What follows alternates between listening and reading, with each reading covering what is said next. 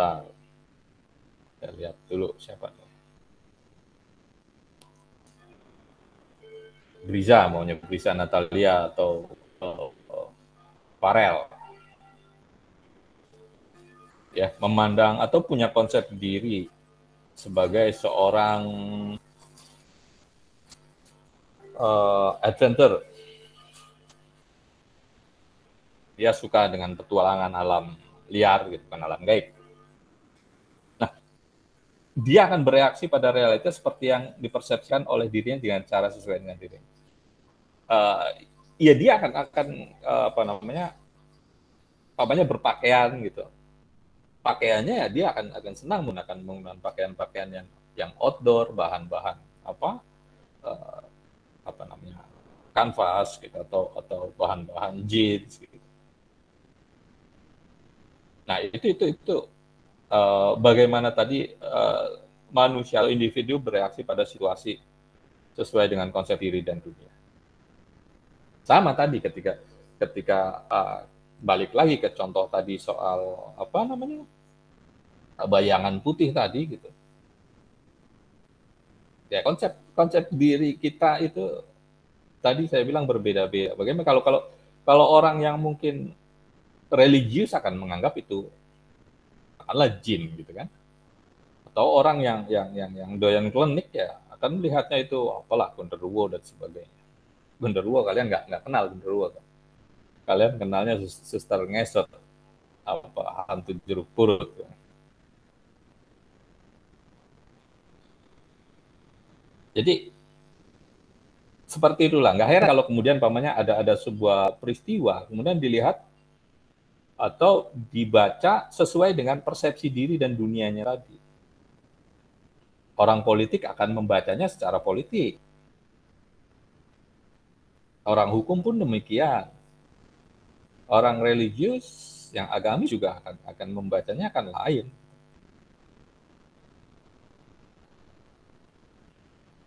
Ada peristiwa ledakan dar di langit gitu kan. Oh, itu kan macam-macam orang. Ada yang bilang, wah itu trompet sangsakala gitu kan. Ada yang bilang, oh itu suara meriam pasukan musuh. Ya ahli fisika akan melihatnya itu fenomena alam gitu. Ada listrik dia di angkasa gitu, yang menimbulkan bebunyian. Nah itu kan apa namanya pendekatan-pendekatannya. Nah kemudian ada anggapan adanya ancaman terhadap diri kita, itu yang kemudian membuat kita melakukan pertahanan diri. Jadi di sini disebut bahwa berupa penyempitan dan pengukuhan persepsi dan perilaku, penyesuaian serta penggunaan mekanisme pertahanan ego seperti rasionalisasi. Jadi ya kita umumnya secara umum menurut pendekatan ini bahwa selalu ada ancaman terhadap diri kita, baik ancaman bersifat fisik, ekonomis maupun ancaman-ancaman lain. Itu yang membuat kemudian kita harus melakukan penyesuaian dengan penggunaan mempertahankan ego, penggunaan secara rasionalisasi. Tadi umpamanya balik lagi ke cerita tentang bayangan putih gitu. Nah, mekanisme pertahanan egonya tadi yang rasionalisasi kan mikirnya orang yang semakin rasional akan menganggap oh itu tadi itu cuma kelepatan cahaya barangkali atau kain yang diterbangkan oleh angin atau macam-macam atau tadi yang bilang bahwa itu adalah hantu yang look astral dan sebagainya. Oke, berikutnya adalah kecenderungan batin manusia yang selalu menuju kesehatan, keutuhan diri. Jadi dalam kondisi normal kita pada dasarnya akan berperilaku konstruktif menuju jalan pengembangan dan aktualisasi diri. Dan ini sesuai dengan teori kebutuhannya Maslow bahwa ketika manusia sudah menyelesaikan kebutuhan dasar itu tadi kebutuhan fisiologi ya, kebutuhan sandang, pangan, papan, kuota gitu, gelombang, kemudian naik kepada kebutuhan pada rasa aman, kemudian naik lagi pada kebutuhan untuk dimiliki dan dicintai, baru masuk pada kemudian untuk proses aktualisasi diri dan sebagainya. Nah, kita semua tentu pengen terlihat aktual di lingkungan kita. Makanya kita mengembangkan diri, menuju sesuatu yang lebih konstruktif, yang lebih baik. Ya, seperti kalian, kita belajar di kelas, gitu, berkuliah, itu kan dalam rangka menuju proses aktualisasi diri kita. Sesuai dengan konsep diri kita masing-masing. Gitu. Tadi yang mempunyai konsep dirinya sebagai seorang seniman, gitu ya, proses aktualisasinya akan menuju jalan itu. Kalau normal dia, gitu. Artinya ya dia akan membekali dirinya dengan pengetahuan kesenian dan sebagainya. Pun dengan orang yang punya konsep diri yang lainnya.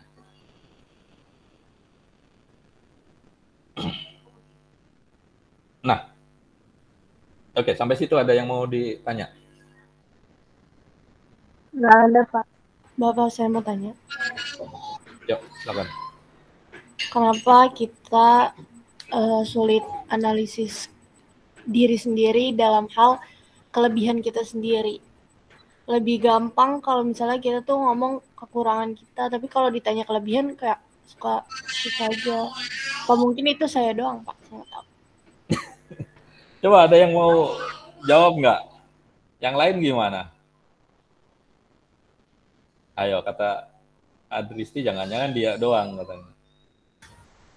Ini kalau buat membicarakan kelebihan itu mungkin kayak kurang rasa percaya diri kali ya, Pak. Nah, ya, gimana? Kurang rasa percaya diri, itu salah satu kunci. Kuncinya. Itu kurang gitu loh. Ya, ada lagi yang lain? Yang mau memberikan pendapatnya, ayo. Nggak apa-apa.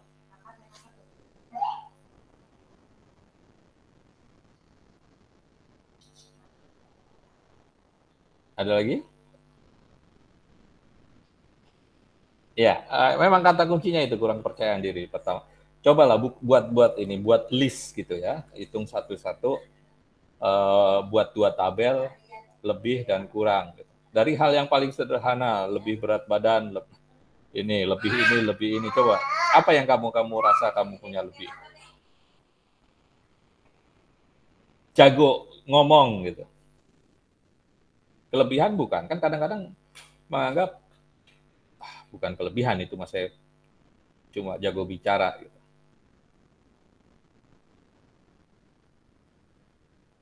Ya kan? Jago ngomong. Ada yang pernah nonton film ini nggak? 300. Belum, Pak. Film lama. Belum, Pak. Ya? Pernah, Pak, pernah. Siapa Aan? Apa Edward yang pernah? Pernah, Pak. Edward ya? Film tentang apa tuh, Edward? Coba. Ya, tentang tentara apa sih itu namanya, Pak? Yang dia mimpin pasukan buat perang itu. Iya, tentara Romawi. Ya, 300 orang. Ya, ada satu scene, satu adegan di mana ketika tentara itu bertempur habis-habisan, si pemimpin pasukannya, saya lupa namanya itu, panglimanya bilang, kamu cepat ambil kuda, kamu pulang. Orang yang disuruh pulang itu dia nggak mau. Oh, tidak bisa. Saya satu untuk semua untuk satu. Saya mau berjuang sampai titik darah penghabisan bersama-sama dengan saudara-saudara saya semua di sini. Ya, si panglimanya bilang, kita semua di sini akan kalah. Kita semua di sini akan mati. Kalau semuanya mati, di sini semuanya akan sia-sia. Tidak ada yang mengingat perjuangan kita, tidak ada yang tahu betapa gagah beraninya kita di medan perang. Kenapa saya memilih kamu? Karena kamu pandai bicara. Karena kamu jago bercerita. Karena itu, kamu pulanglah ke kampung sana, ceritakan kehebatan pasukan kita, ceritakan kegigihan saudara-saudaramu dalam berjuang, agar generasi berikutnya mengenang kita. Nah, itu yang saya maksudkan bahwa jago ngomong juga kelebihan. Gitu. Setidaknya jago ngomong kan diperlukan ketika dia jadi penyiar gitu kan, jadi MC namanya gitu. Atau apa lagi? Main game, jago main game. Siapa dulu yang mengira orang anak yang jago main game itu kemudian hari ini menghasilkan uang? Ya, saya kira orang tua kalian masih, kalau ada di cita-citanya menjadi cita-citanya jadi selebgram. Banyak kayaknya sesuatu yang dianggap aneh, tapi kan sekarang enggak. Itu juga kelebihan. Kalian jago make up katanya gitu. Saya mau cuma make up doang, apa hebatnya Pak? Dan sembarangan, make up itu mahal. Tutorial sekarang banyak gitu. Banyak hal-hal yang kita anggap itu bukan sesuatu, ternyata sesuatu sebenarnya. Makanya tadi kuncinya benar kata Cindy tadi. Kita nggak percaya diri dengan itu, gitu. Sehingga kita nggak.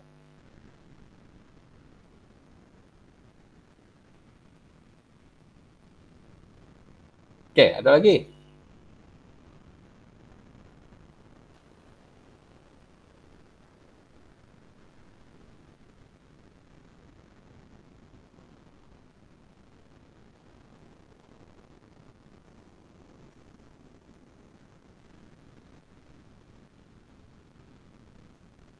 Oke, kalau nggak ada kita lanjutkan. Faktor personal yang mempengaruhi pikiran atau mempengaruhi perilaku manusia. Siapa ada yang masuk lagi? Destri baru masuk.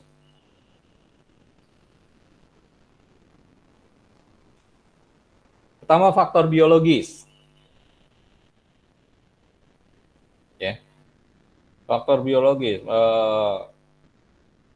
mempengaruhi perilaku manusia. Nah, kalau dalam ilmu biologi modern ini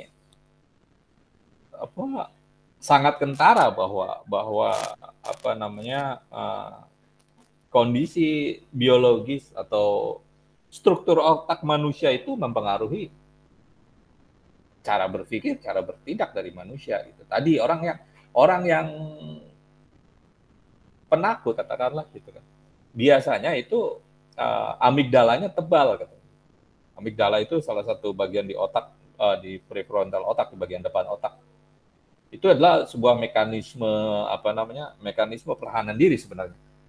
Jadi kalau lagi jalan kemudian ada semak-semak goyang gitu, kita lagi jalan di pinggir hutan, orang itu akan cenderung lari gitu.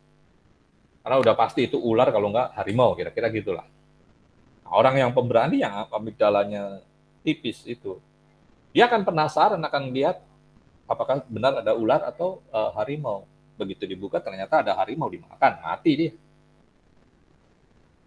Itu faktor biologis. Kemudian ada yang disebut sosiobiologi. Ini aliran yang menyebutkan bahwa warisan biologi terlibat dalam kegiatan manusia tadi, berpadu dengan faktor-faktor sosio-psikologis. Nah, Wilson bilang bahwa perilaku sosial manusia oleh aturan-aturan yang sudah diprogram secara genetis oleh jiwa manusia. Program ini disebut epigenetik, yang mengatur perilaku manusia sejak kecenderungannya menghindari incest, kemampuan memahami ekspresi wajah, sampai persaingan politik. Ya, balik tadi yang saya ceritakan soal bagaimana seorang manusia, umpamanya diterkam harimau gara-gara dia nggak percaya dengan ada semak-semak yang bergerak-gerak. Nah, ini lagi kesukaan kita atau kriteria kita tentang lawan jenis, tentang calon pasangan kalian, tentang orang yang kalian suka itu juga menjadi warisan biologis. Tunggu. Jadi warisan biologis artinya perilaku kriteria tadi itu diturunkan secara genetik oleh leluhur kita, oleh orang tua kita. Itu makanya kemudian jangan heran kalau selera kita tentang pasangan hidup sama dengan selera yang dimiliki oleh orang tua kita. Nah, balik ke pernyataannya Wilson tadi. Perilaku manusia itu sejak punya kecenderungan untuk menghindari incest. Incest itu apa? Hubungan seksual dengan anggota keluarga terdekat gitu kan. Itu dihindari. Memang secara genetik katanya memang sudah ada kemampuan untuk mengekspresikan wajah. Itu juga sesuatu yang sifatnya biologis gitu. Ya. Kamu kalau sedih kan nggak perlu belajar gimana cara ekspresi wajah sedih kan? Ya, ada nggak? Kamu pernah nggak belajar gimana ya cara ekspresi orang gembira gitu? Enggak, Pak. Ekspresi saya baru dapat baru ditembak, mungkin baru jadian gitu. Itu dengan sendirinya wajahnya berseri-seri, itu memang bagian dari warisan biologis tadi. Nggak perlu dipelajari gitu. Meskipun ada bukunya tuh, saya punya buku kitab bahasa tubuh gitu. Untuk mempelajari bahasa tubuh orang lain sebenarnya. Bukan dalam pengertian kemudian kita mempelajari itu untuk kita berperilaku seperti itu, karena perilaku seperti itu kita sudah tahu. Caranya orang marah itu kan kita nggak perlu diajari gitu.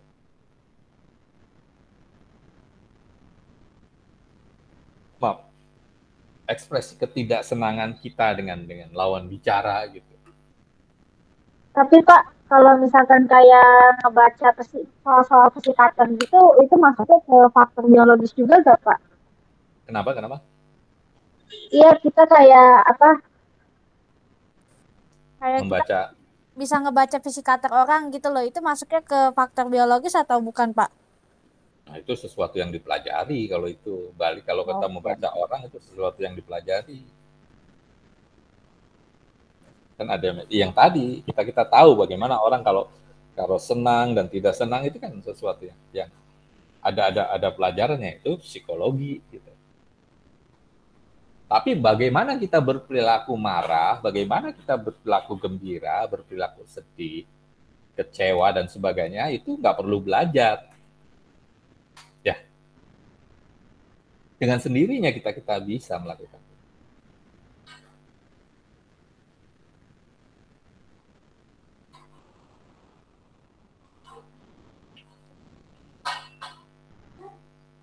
Oke, tunggu bentar. Ada selingan.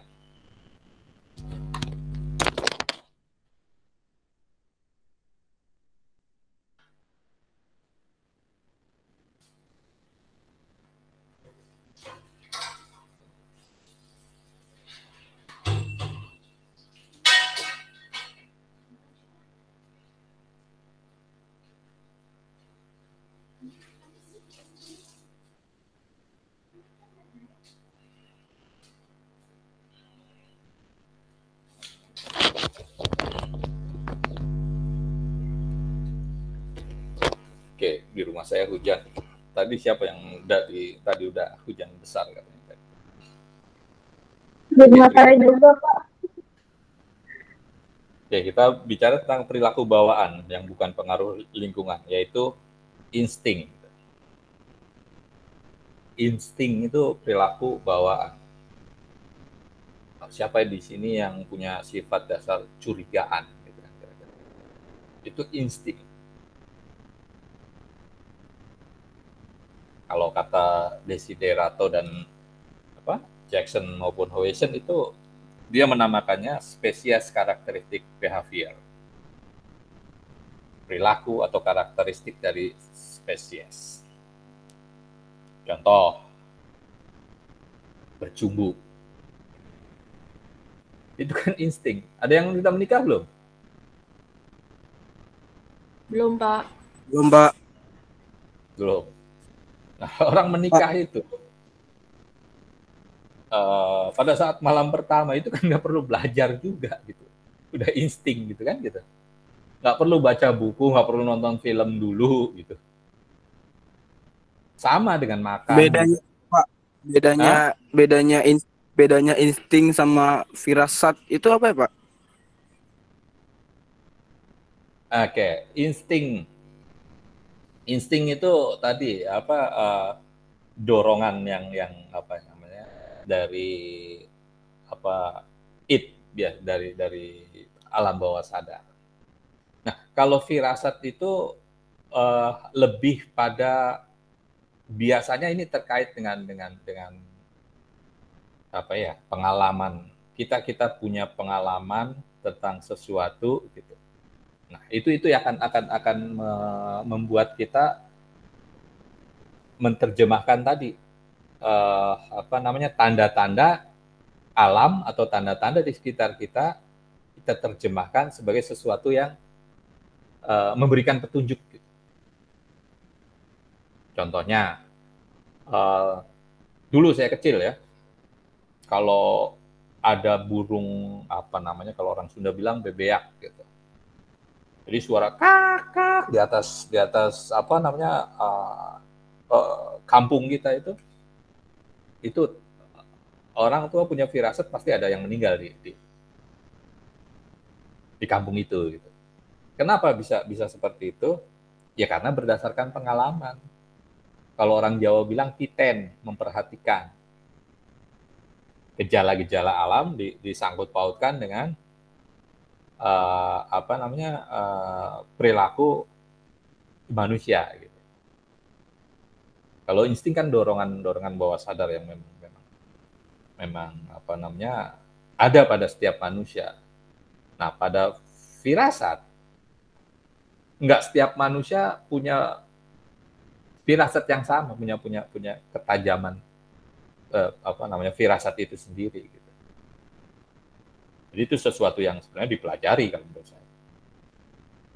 Oke, tadi yang spesies karakteristik behavior tadi memberi makan, bercumbu dan sebagainya itu sesuatu yang alamiah, yang instinktif, itu nggak perlu belajar, kalian pasti bisa melakukan.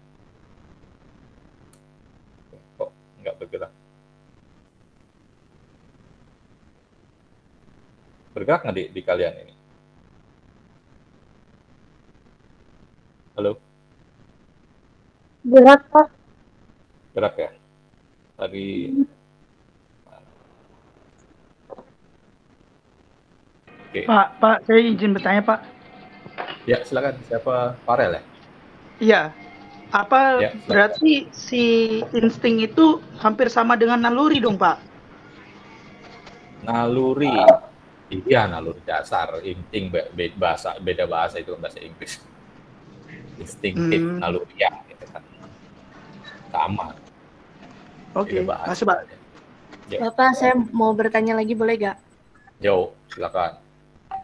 Kan kalau misalnya tadi insting, misalnya nih Pak, ada seseorang yang dia tuh keinginan untuk seksnya nih tinggi nih Pak. Nah, dia mengalihkannya ke pornografi. Nah, dalam kajiannya psikologi ini, hal ini tuh tepat gak sih Pak? Atau malah merusak pikiran atau psikologisnya dia ini?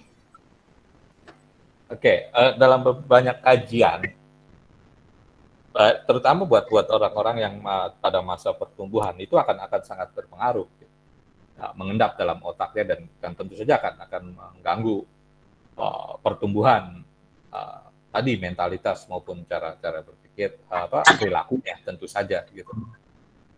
Ya, ada banyak cara untuk menyelesaikan dorongan libido tadi kan. Salah satunya ya dengan melakukan aktivitas olahraga gitu. Itu kan energi sebenarnya, energi juga yang ada dalam diri kita, dorongan itu yang harus diselesaikan melalui olahraga. Kalau dalam perspektifnya Muslim, ya puasa gitu. Kamu puasa aja, kalau nggak kuat juga ya nikah gitu. Ya, jadi kayak gitu. Oke Pak, terima kasih.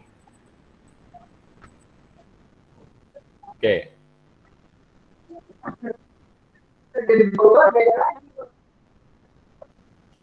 Next, motif biologis. Yang paling penting dari motif biologis adalah kebutuhan akan tadi, kebutuhan dasar. Kandang, pangan, papan, katanya. Istirahat. Nah, itu juga kebutuhan biologis. Kalian kalau ngantuk nggak usah dilawan. Ngantuk ya istirahat, tidur.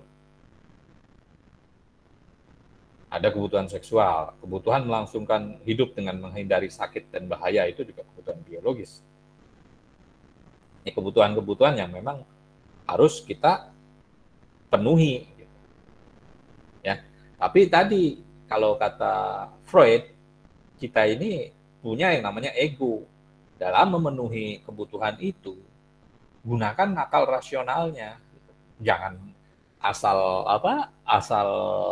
terpenuhi, makan asal makan, tapi yang dimakan adalah punya orang, nah, masalah.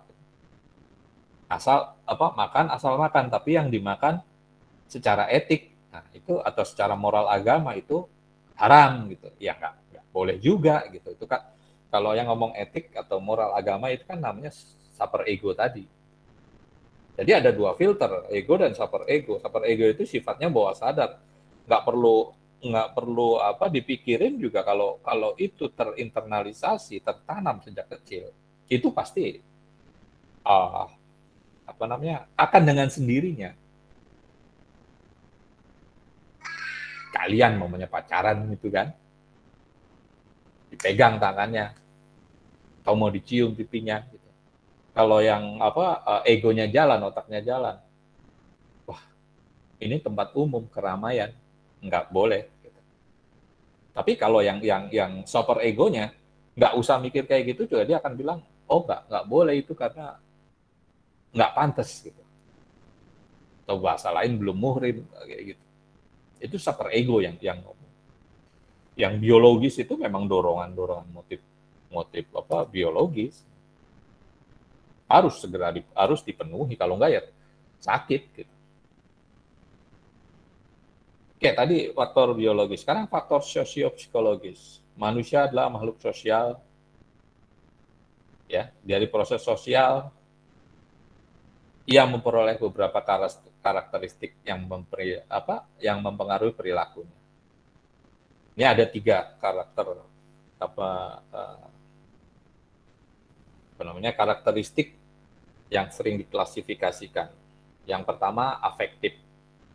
Ini aspek emosional, marah, sedih, dan sebagainya, itu namanya afektif. Kemudian kognitif, ini terkait dengan pengetahuan, intelektualitas. Ini kalian nih, levelnya di sini. Kemudian konatif, aspek kemauan bertindak. Gestur, lebih ke situasi-situasi seperti itu. Ya, jadi 3 hal ini yang karakteristik yang ada pada manusia menurut pendekatan sosiopsikologis, yang itu sangat dipengaruhi oleh kondisi sosial di mana dia berada. Oke, kemudian ada disebut motif sosiogenis. Ini motif yang sekunder, lawan dari motif primer. Motif primer tadi apa? Biologis tadi kan. Motif sosiogenis ini papanya pengen dilihat keren, itu kan pengen dilihat trendy, gitu. Sehingga nggak mau makan di warteg, gitu. Biar keren makannya di McD gitu Pak, kalau duitnya terbatas. Kalau duitnya banyak makannya di kafe. Gitu. Kalau motif biologis kan asal makan aja, yang penting kenyang kan. Gitu. Nah sosiogenis enggak. Gitu. Ya, kecenderungan untuk memilih pakaian. Kan kita selalu gitu, perempuan biasanya gitu mau ke pesta atau mau ke kampus gitu, udah pilih-pilih sepatunya aja lama banget, belum lagi celana atau bajunya. Gitu. Nah, itu sosiogenis. Gitu. Motif primernya kan yang penting menutupi tubuh dari hawa dingin, dari hawa panas.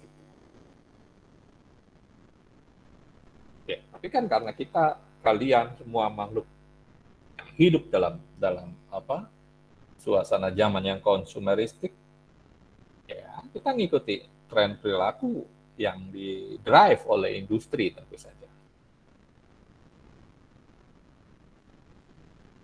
Nah, kalau ini kita lihat klasifikasi motifnya, kata Thomas dan Shiki. Yang pertama adalah pengen punya pengalaman baru.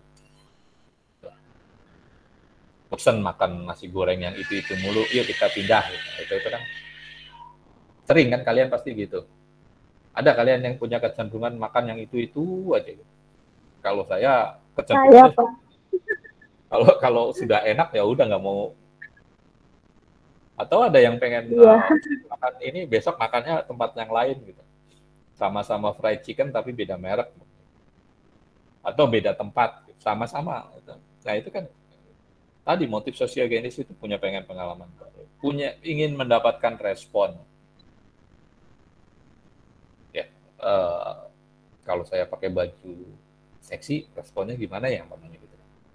Kalau saya pakai wangian, kan gitu. Kalau saya rambutnya digunting seperti ini, ya. Kemudian ingin dapat pengakuan tadi keren, gitu. Menurut penelitian, orang yang pakai iPhone Apple itu punya strata sosial yang lebih baik. Jangan heran kalau kemudian banyak orang juga pengen kelihatan dianggap lebih baik pakai iPhone gitu, atau mobil dengan merek yang high end, gitu. Dengan keren. Itu pengacara itu kan kalau pakai pakaian, pakai kendaraan itu kan selalu yang branded, karena itu terkait dengan tadi pengakuan pengacara sukses dan sebagainya. Itu dilihat dari penampilan. Gitu. Kemudian juga keinginan akan rasa aman juga ini mempengaruhi orang dalam motif sosiogenis. Oke, ini dari tokoh lain. McClellan bilang motif sosiogenis ini kebutuhan berprestasi, kebutuhan akan kasih sayang, dan kebutuhan berkuasa. Ya, tinggal kamu pilih mana yang lebih cocok menurut kamu, kan gitu. Dari Thomas atau dari McClellan. Orang kebutuhan akan berprestasi sehingga dia belajar lebih, pengen terlihat lebih unggul dan sebagainya. Need of affiliation, pengen diakui, pengen dikasihi, pengen diperhatikan. Dan terakhir kebutuhan berkuasa. Oke, ini kebutuhan Maslow yang saya singgung-singgung tadi. Kebutuhan pertama adalah kebutuhan biologis tadi. Kemudian kebutuhan rasa aman. Jadi orang kalau kebutuhan biologisnya udah selesai, baru mikirin tuh kebutuhan rasa aman. Umpamanya gini, orang yang baru bisa orang yang tidak bisa memenuhi kebutuhan biologis, katakanlah dari sisi makan gitu. Kalau kita di level kebutuhan dasar, yang penting makan, asal kenyang gitu, enggak itu selesai. Tapi kemudian kalau kita sudah punya duit untuk menyelesaikan urusan makan, kita akan mulai berpikir tuh, makanan yang kita makan aman nggak sih? Gitu. Mengandung zat apa boraks atau apa gitu. Nah, itu kebutuhan rasa aman. Begitupun dengan rumah gitu. Kalau yang banyak orang yang kan kalau kita lihat momennya, mohon maaf, gelandangan gitu, tidurnya kan bisa di mana aja gitu. Di bawah jembatan dan sebagainya itu kan. Tapi ketika dia sudah mulai bisa membangun rumah, dia mulai bicara tentang rasa aman. Rumahnya harus ada harus ada pintunya digembok gitu karena ada barang di dalamnya kan gitu. Kemudian ketiga, kebutuhan keterikatan dan cinta, belonging and love. Nah, ini kebutuhan ketiga kita sudah selesai dengan rasa aman, kita mulai berpikir untuk menjalin relasi. Kemudian ada pengen dihargai, esteem need tadi. Mulai pengen dihargai.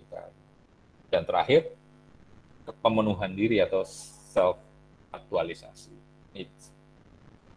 Oke. Masih tentang sosiogenis nih, kita lewat saja. Ada kebutuhan organisme, ada kebutuhan motif sosial gitu. Banyak tokoh yang punya pandangan tentang motif ini.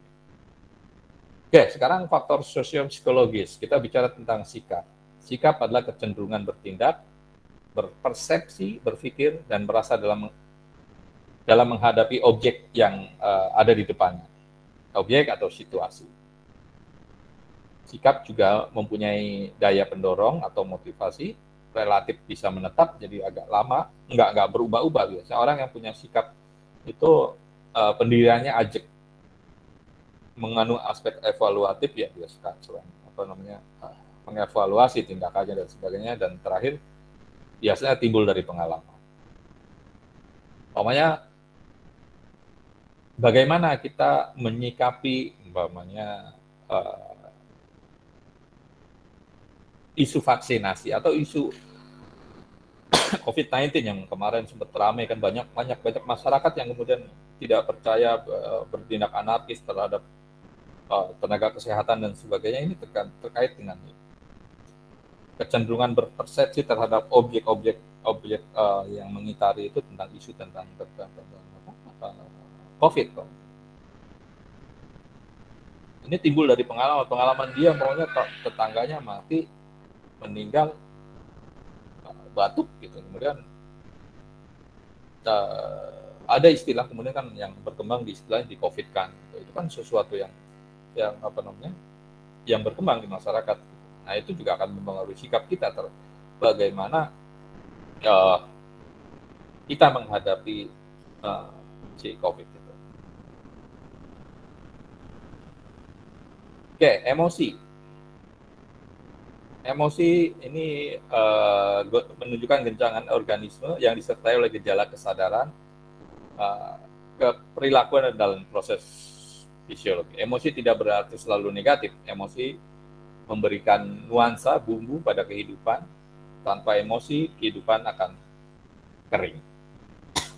Jadi emosi itu nggak sekedar marah. Ya, emosi juga, cinta itu kan emosi. Perasaan sayang itu juga emosi. Pernah nggak ngadepin pasangan cowok atau cewek kalian yang datar gitu, diajak makan gitu kan, mukanya datar, terserah gitu, ngomong terserahnya, ekspresi mukanya susah dibaca. Ini terserahnya dia kesel atau memang terserah dalam pengertian dia mempercayakan kita untuk memilih tempat untuk makan gitu kan. Itu kan repot kalau kita menghadapi situasi seperti itu.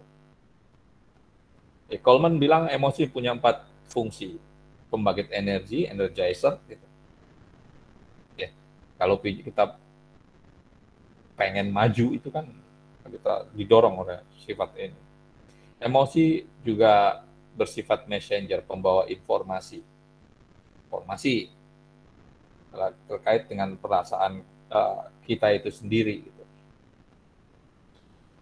Bahwa kita dalam kondisi seperti apa.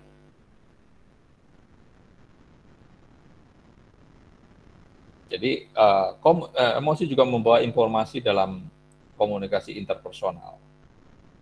Tadi kalau kita ngobrol berdua, kita lihat perut wajahnya berbeda, itu kan emosinya kelihatan. Kita bisa, oh dia memberi sinyalemen bahwa dia menyukai kita atau sebaliknya dia tidak menyukai. Itu makanya emosi adalah pembawa pesan. Oke, sosiopsikologi faktor berikutnya adalah kepercayaan. Ini komponen kognisi dari faktor psikologi. Kepercayaan tidak ada hubungannya dengan hal goib ya.